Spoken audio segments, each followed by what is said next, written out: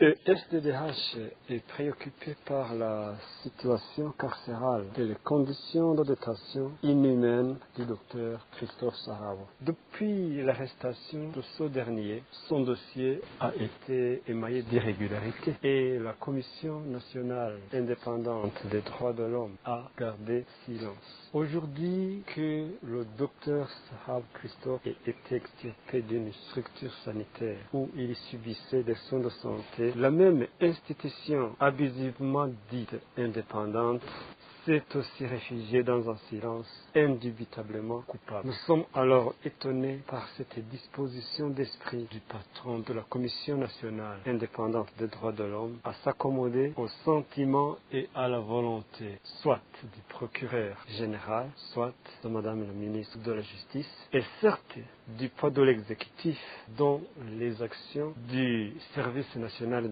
de renseignement en sont une manifestation explicite au moment où cette institution, qui est le service national de renseignement, s'immisce dans un dossier déjà pendant en justice. Pourquoi alors cette déclaration? Le choix de réagir par la présente déclaration est de tirer une sonnette d'alarme et surtout de rappeler aux institutions étatiques concernées et la Commission nationale indépendante en particulier de rétablir le docteur Christophe Sahabo dans ses droits et surtout de faire tout pour préserver sa vie. Face à cette situation alarmante, nous demandons à Madame la ministre de la Justice d'arrêter le harcèlement perpétré contre le docteur Christophe Sahabo et surtout de lui permettre l'accès aux soins de santé parce que c'est un droit pour lui. Au cas contraire, alors une vie qui s'éteint dans des circonstances pareilles sera imputable à cette autorité et à sa propre personne. Nous demandons également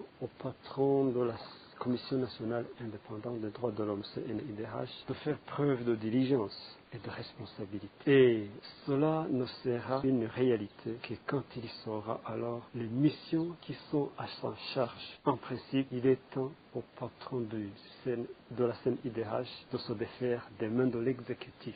Sinon, lui aussi, il sera responsable de ce qui va passer. Enfin, on demande aux institutions nationales et internationales des droits de l'homme de veiller au suivi du respect de la loi pour que Christophe Sahabo soit traité dans le strict respect de cette dernière afin de vivre des conditions humainement acceptables. Quant à l'espoir que nous portons à l'endroit du pouvoir de Gitega, surtout sa réaction face à notre déclaration, là je pourrais dire que, ou répondre par non et oui à la fois. Non pourquoi? Non parce que le comportement des institutions étatiques que j'ai déjà précité alors émet le doute. Une autorité qui est animée d'une moralité humaine ne peut pas laisser une vie s'éteindre de façon délibérée alors qu'elle était détentrice de la clé pour la sauver. C'est pourquoi alors dans son cas je réponds par non.